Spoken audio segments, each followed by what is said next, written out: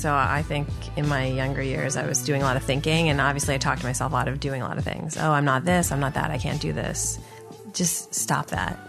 Try to kill that voice and just do. And by doing, you're already creating, and you're some type of artist, and no one can take that away from you.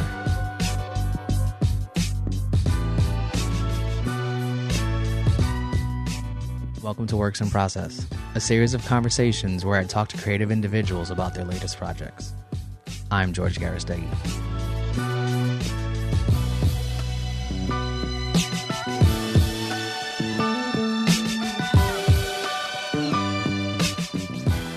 This episode's guest is Lisa Pertoso. She's a design facilitator, which means she helps individuals, teams, and organizations develop leadership and communication skills. And she's also a writer. She's taken her blog 100 First Dates and has now turned that into a memoir. I talked to her more about that, and that's where episode begins. So let's get into it and hear about her process. Not like we need any icebreaker questions, but I kind of wanted to do this thing in the beginning. So it's just this or that, okay. Right? Coffee or tea? Coffee. Toast or a bagel? That really depends. I can't be straight. Well, if you had to pick one. Toast. Rock or hip hop? Hip hop. Beatles or Rolling Stones? Beatles. Nas or Jay-Z? Jay-Z. East Coast, West Coast? East Coast, duh. Beer or wine? That's hard too, but probably beer. I gotta do it. It's stupid, right? But okay. Important questions. Also, just kind of word association. What comes to your mind when you hear these words? Ooh. Right? Creativity. Art. Design. Everything perfect. Nice. Art. Picasso. Business. Boring. Failure. Fun. Clients. Cool. Liar. Could be. Mistakes. Good. Tools. A wrench. Skills. Napoleon Dynamite. That is so good. His face just comes to my mind. Oh, man. That's awesome. Opportunity. Future. It's funny because that was the next word, future. Oh, my God. I can predict. Prediction. Risk. Good. And process. Okay. Okay. Like need it, don't always want it. Right. You know. Since we're talking about stuff today, I just kind of want to get everybody to have an understanding kind of where you come from, kind of what your origin story is. Take us on a quick journey from, honestly, on a point that you kind of want to. Okay. So school-wise, I was on a traditional path, I'd say. So college, studied political science and sociology. It's like an interdepartmental major that I made up, and minored in Mandarin Chinese because I studied abroad in China and loved it and was like, this is fun. Let me continue to do that. Like it? Yeah. After college, did not want to get a real job, so went to live in China and teach English for a year. So really that was an excuse to travel around because they give you a visa, and the teaching part, I mean, it was hard, but not really that hard. So then came to New York and really had no idea what I wanted to do job-wise. I didn't want something boring, corporate, but I felt like that's what I had to do. I don't know. I just had a few odd jobs through temp agencies. I knew I wanted to live in New York, and so I needed some money to do it. So I didn't really care and tried a bunch of different things. Where are you from? Connecticut. Cool. So not that far, but more of the country. So I knew I wanted to be in the city. Didn't care how I got there. Had a lot of weirdo, odd jobs here, or working for people that are weird, and did end up in the education business, I guess. So Kaplan Test Prep is, I mean, technically, education management. So I was doing behind the scenes program management there. It was really more customer service. That was interesting. So knew I didn't want to do that, but did that for a while, and then had this desire to go back to school for a master's. So this was, let's go back in time to the early 2000s when, traditional degrees were cool. And And I was like, I definitely want to, go deeper into some topic, but what? So I ended up choosing international relations. Specialized in human rights in Asia because from living in China, that really sparked my interest in human rights issues and that region of the world. And then wanted to change the world through nonprofit work and started working for nonprofits, doing fundraising stuff. But that wasn't very inspiring day to day. So the mission is great and the work that the organizations do, but my day to day work was not creative, not inspiring, not challenging. So really had to struggle with a few different jobs. So I wanted to go back into education, but not traditional education because I didn't want to teach necessarily in front of a classroom. So but I didn't know what that was looking like. And that is actually how I found Hyper Island on LinkedIn randomly. I was like, this sounds cool. Like non-traditional, experiential learning, digital mindset, international, had everything in one. Yeah, it does sound definitely cool. Yeah. I mean, visiting you at Hyper Island was definitely an experience to kind of see how everything kind of works and behind the scenes. And I know we did a workshop there with a bunch of friends that we all knew to kind of make sure, I guess, the stuff that you were putting out there actually resonated with people. But like, how long were you at Hyper Island? 4 years, which is the longest job I've ever been at, the longest time I've ever been at one job.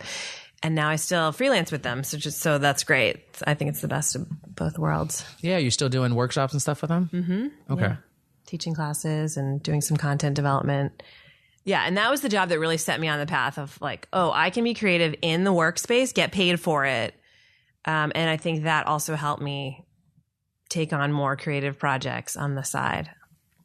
Okay. So like what kind of stuff did you start on the side? Did you start some of your stuff from being at Hyper Island or did some of your ideas start before that? Well, some things started during that. My own business that I'm running now started as a side little baby project, experiential learning using tools from the improv space to help companies and people. But the 100 First Dates project did start before. That was started 2010. Yeah, no. Right, yeah, after my breakup with that bad man. So I was doing that. So I was writing on the side, but like not taking it very seriously. And I think since then I realized it is a big part of my life. I need to keep doing it. Okay. So Hyper Island kind of like that good stepping stone to get you into this place, or kind of you were already starting to get into this place beforehand? I think it's all came together from a lot of different angles. So I grew a lot at Hyper Island personally and professionally. And also I'm older. So all of that happened and that gave me a lot more confidence in my abilities. So I would talk to people, oh, I'm thinking about writing this book based on my blog. And they're like, what's this blog? Oh my God, I like it. It should be a book. Like I felt more confident that people really believed what I had to offer is valuable. Mm-hmm. And so I definitely think meeting different people and working on a lot of different projects, in the States and abroad at Hyper helped me believe I had something to offer. That's cool. Yeah. So in 2010, you started this thing called 100 First Dates. And what is that? And how did that even become something? That is a blog. It's a retired blog, but still online. So it was more of a project, I think. So my boyfriend broke up with me in 2009 and it was really surprising. Did not expect it. Thought we were going to get married situation. So I went through a real personal struggle, a little bit depressed, going through this post-breakup grieving period. What the hell am I doing with my life? What makes me happy? And I tried a lot of new different things. And one of those things was going back into the dating world and had these funny stories. And some of my friends said, you should write this down. And I've always liked to write. I had always written on my own, journaling. When I was a little kid, my mom has some fiction stories that I've created about some magical lands and princesses. So I was always a writer, I guess, but not really for the public. So it was a good way to process my days. It became a therapy for me and a fun game. Yeah. I mean, it seems interesting to have 100 First Dates on a blog and did people kind of look to it to kind of like wait to see you on a next date? I got that feedback from some people. I also got some really nice emails and notes from people that just said, thank you. Oh, I went through a breakup recently and I'm dating and it's hard. You're your stories are making me laugh and they're helping me get through this time. And I realize I'm not alone in these experiences that I'm having, which is really great to hear. And in writing down your experiences, was there a format you had to stick to, or kind of was just free form? It started as a questionnaire, like I was filling it out, and basic information, name. Well, I always change the names. Name, occupation, height, what do they do for work? Maybe where we went for the date. Did he pay? And then some good quotes that he said, which were always tasty little nuggets.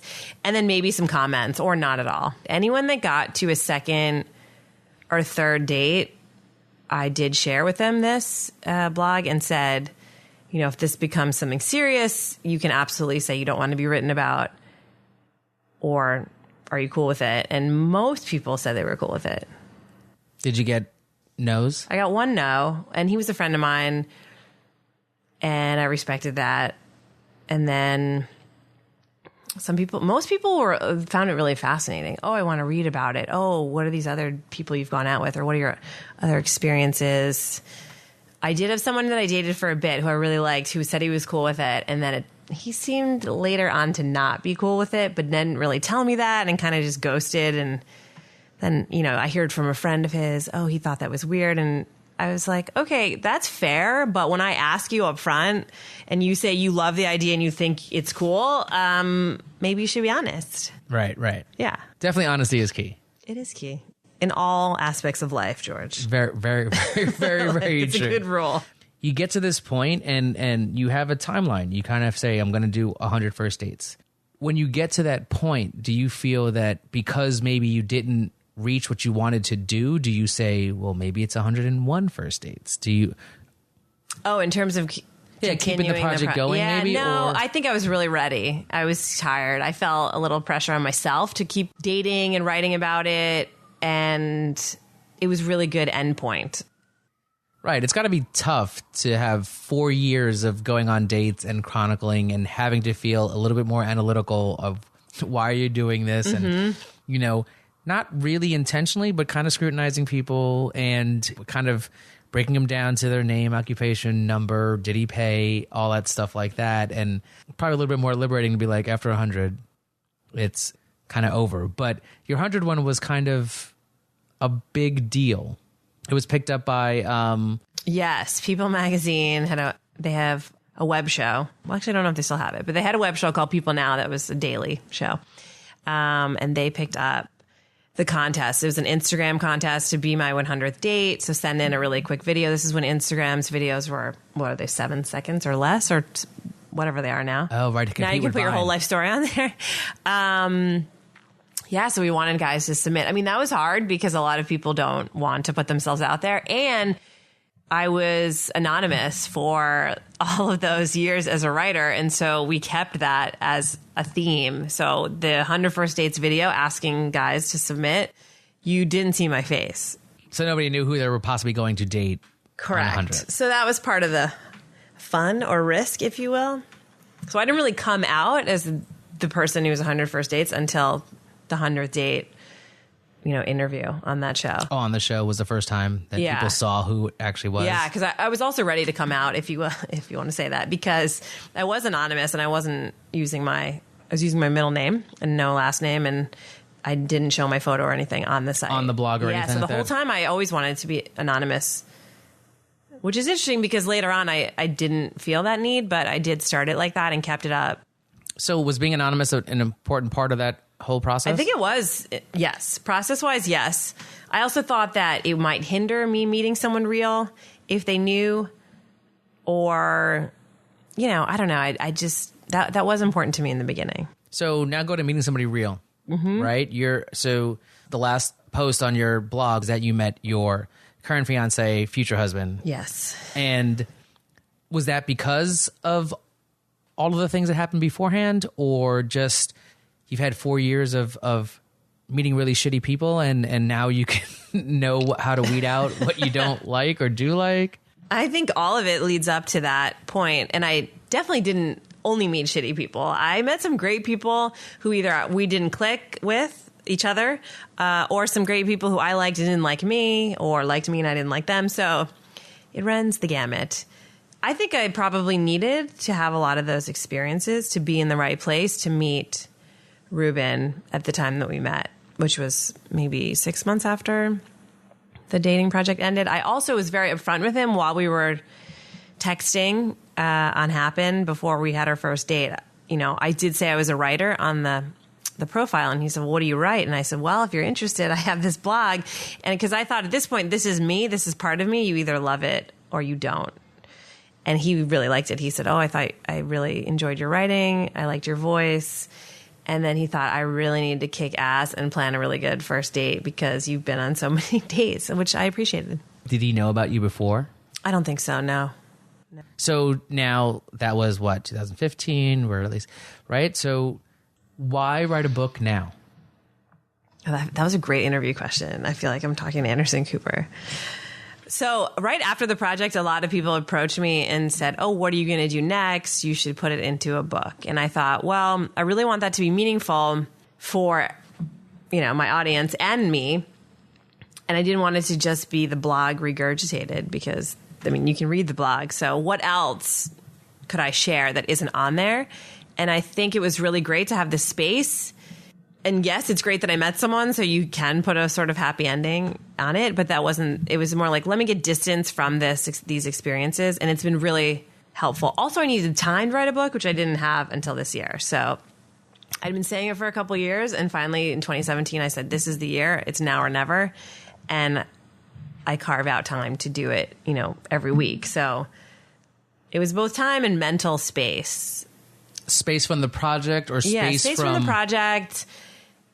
Really digesting it and saying, what did I learn? Because I learned a lot in it, and I did speak about that. But now, like, putting it, this is a chunk of time in my life.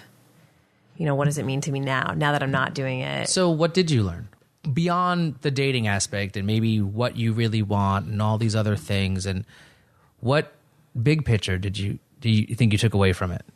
I think one big picture aspect is what happiness means to me and what that can look like. And, you know, at some points in our lives, we think being happy equals getting X, Y, Z or having this or that. And when you don't have that, how do you still be happy? And also taught me a lot about self-leadership and not taking in other people's bad behavior or shit and taking it on myself. And I think that's something that we all learn as we get older, how to manage your own emotions and your own reactions to things versus how other people are behaving and reacting, which is transferable not just to going on dates, but being in a relationship and also, you know, going to work and working on teams and just interacting with humans in general, you know, managing my own expectations of situations and emotions. And by the end of the project, I definitely was doing that in a way that I wasn't earlier. And did you think you understood that during the process, or you needed that time to kind of reflect? Towards the end, I started to understand it, but maybe not its full impact until now and how it's shown up in different ways in my life. So writing a book, right? Mm-hmm. Seems easy. Yeah, super easy. It's done. I just snapped my fingers. Right? Or you're done, right? Yeah. What's the big deal? You had 3 years since you ended this project. No. What is your daily routine or weekly routine? Because you kind of said that you kind of carve out time to write. What does that mean? That means I'm figuring it out. So I'm totally learning as I go because I wasn't sure how it would look. Could I do this every morning for a couple hours? Could I do this just on the weekends? And I've tried a bunch of different things, and I think it'll still be a process that's changing. But right now, I carve out, well, in my calendar every day is 8 to 12, and it says writing block. Now, I definitely don't do that. But what it means is I don't do other work, and I don't do work, and I don't take meetings, and I don't meet with people unless I absolutely have to until afternoon. So it's cool because that space is available to me, and it forces me to sometimes I write for an hour, and then I, go to real work or, paid work, or I do take 2 to 3 hours and go to a cafe. So it's good to just have that block, whether I use it or not. But what I'm seeing is that, I would say a couple days a week I'm writing for 2 to 3 hours. And a lot of times I find myself when I haven't done it in a week where work has been really busy and it's the weekend and I definitely don't want to write. Whenever I don't want to write, I have to write something. And I've heard a lot of other writers say that, get the shit out. Like you have to write in order for something to be good, to come out of the shit. Because I don't feel inspired all the time, but you need to write to be inspired. Or I think for me, I need to do to then get inspired for then something good to come out of it. So is that just, you got to keep up the routine to make sure you don't lose momentum, or it's regardless, I'm going to write something even if it's shit? I think it's both. Routine is really important. And then you have to adhere to the routine because, when you're just setting it for yourself and there's no one yelling at you if you don't do it. And so I have a lot of inner dialogue, you need to write for 2 hours right now. And, someone, my other inside of my head saying, no, I don't have anything to write about. I'm not feeling inspired. So sometimes that's about changing environment. Instead of doing it here, I will leave the house, go to a cafe and say, for this hour, this is all I'm doing, no internet stuff, no email, no text messaging. It's hard. I will say it is very hard to have a routine in your day that involves thinking and creative thinking because it takes a lot of energy. Do you think your routine maybe is harder because you're now freelancing and so the routine of everyday quote unquote office work is not happening, so you have to maintain your own similar routine? Yes. I don't have to be anywhere any day usually, right? So it's all up to me. So I feel like I have all this freedom, but I really don't. So I do have to structure it. And I talk to a lot of other freelancers and mostly creatives who have kind of pitched to me the idea of you should do creative thinking work in the morning because that's when your brain is the most awake. And the afternoon is what you start to get drained, and that's more where you should devote time to emails or checking off your task lists or maybe having meetings with people. So that has been helpful in that, structuring my days like that. Does it work? Yeah, it is working right now. And it also is really good to say, here's my rule. I don't talk to anyone before noon. Because if you don't, then your whole day could be sabotaged or hijacked by meeting or having calls with people because you're so open. Oh, I'm really open tomorrow. Like you choose a time. No. I need to choose the time slots.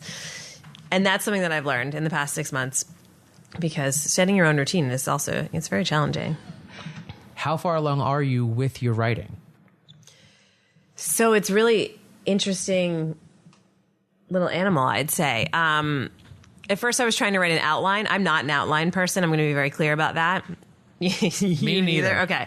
So I tried that, and I think that was helpful just to get thoughts out and maybe some chunks and themes. But I stopped that, and I said, let me just do really big chunks. So, what was life like before dating and in that relationship that ended? And then what was the transition to dating? And I looked through all my dates. That was a whole research project of mine. Wow, that was hilarious. I printed them out and was reading them, and really it felt like it wasn't even me. Like I was like, oh, that was me. I went on that date. That's pretty funny. Oh, I remember that one and I'd forgotten about it. Very interesting to delve back into your life like that. And then doing like post 100 dates project. So, I mean, page numbers wise, I probably have close to 100 pages, but most of that's shit, I'm sure. But I've learned not to judge. I read this interesting book called The Art of the Memoir, and she really breaks it down. She's a memoirist, and she talks about, not what you should do, but what she's learned. And her main takeaway for me, at least, was like, just write and see what comes out. And the stories are the key. So memory's great and sort of exposition, but the stories are what's going to bring out whatever theme. So I am focusing on recapping the dates and how I felt around them and how I was affected by them, and then seeing what comes out around that. Well, that's cool.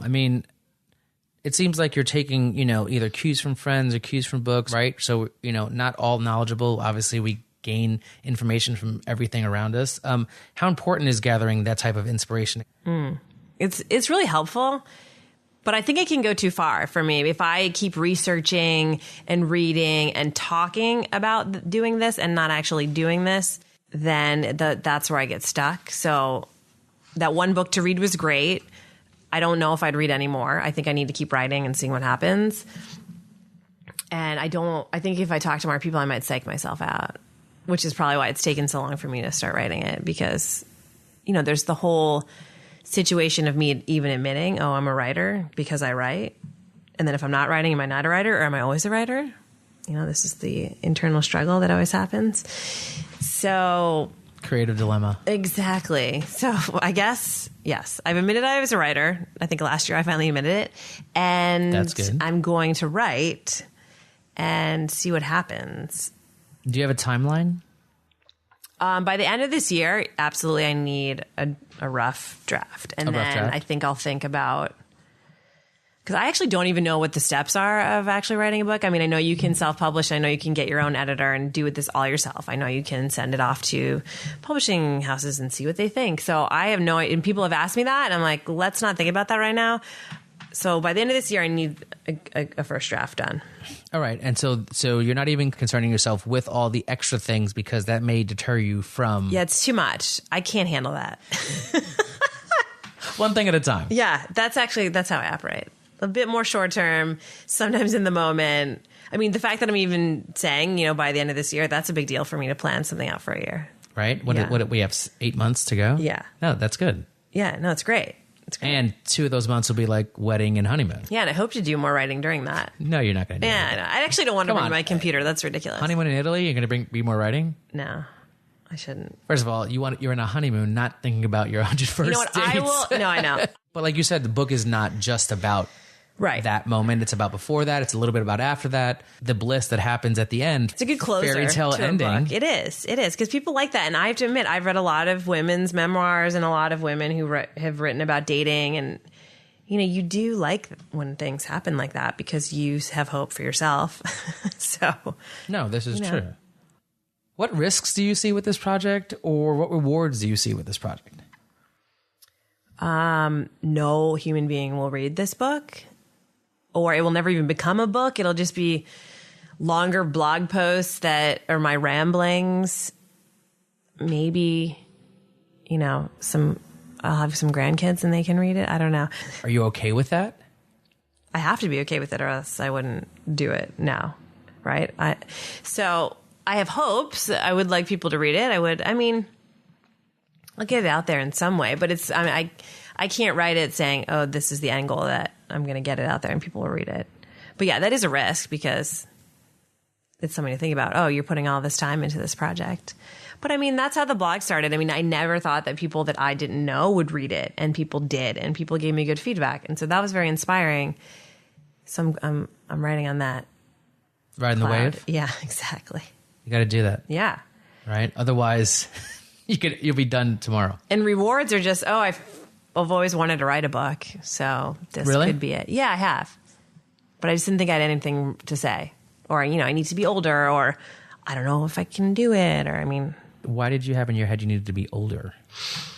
I don't know, I just felt like people needed experience. And also, I had a lot of friends who were English majors in college and became writers immediately, or went to grad school right away and, got their MFA in writing, and they're novelists and they write. So I never did that path. And I always thought, if I haven't done that, then I'm not legit.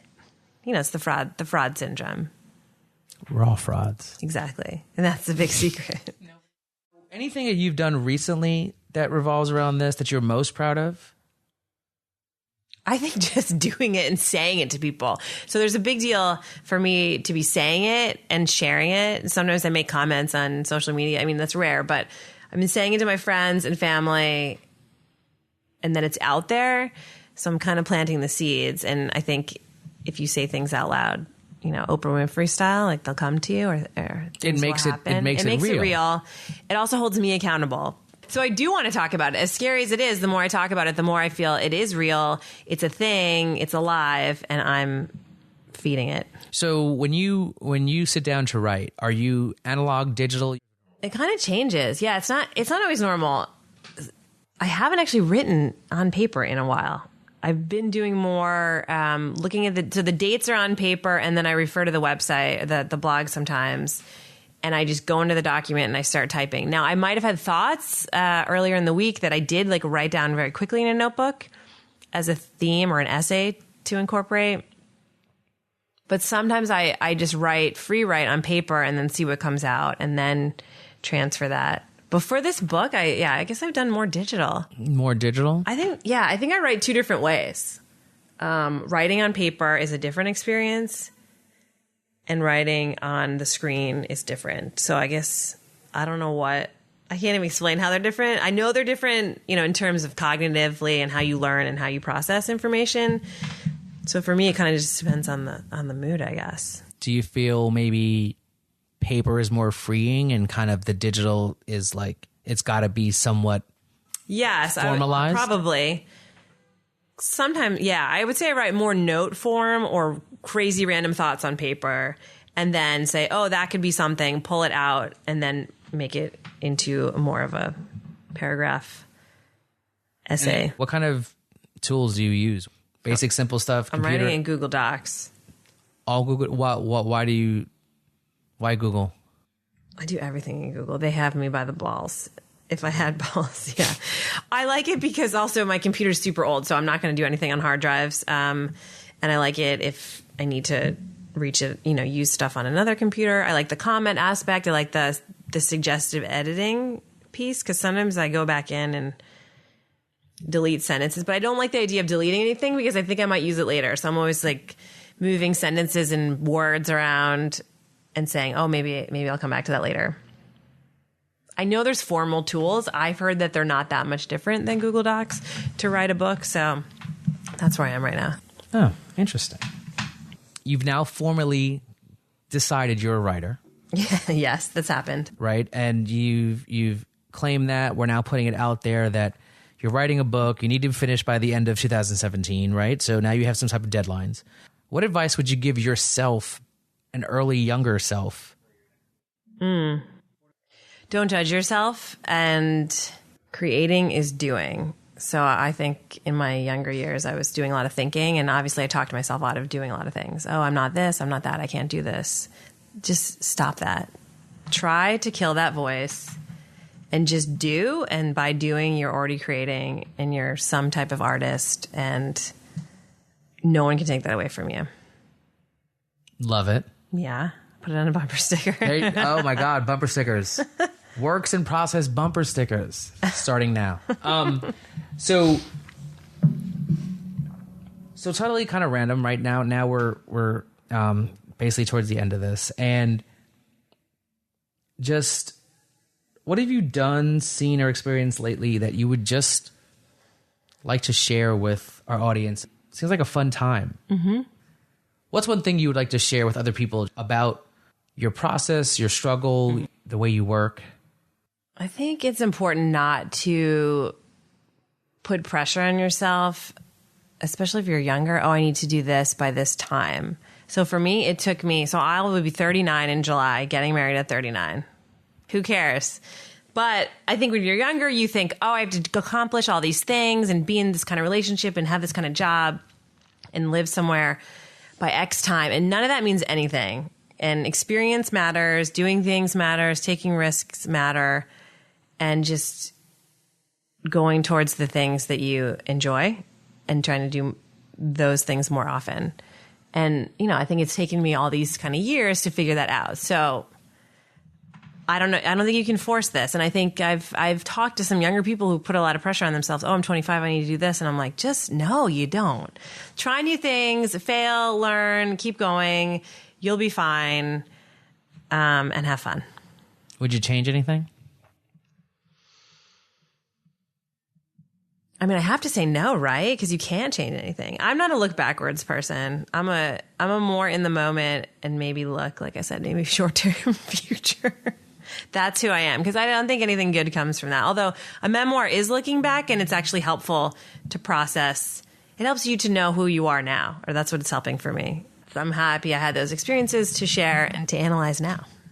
Well, I cannot wait to read your first draft, maybe at the end of 2017. This was awesome. Thank you. Thanks for having me. No, thank you. I appreciate welcome. it. This is Works in Process.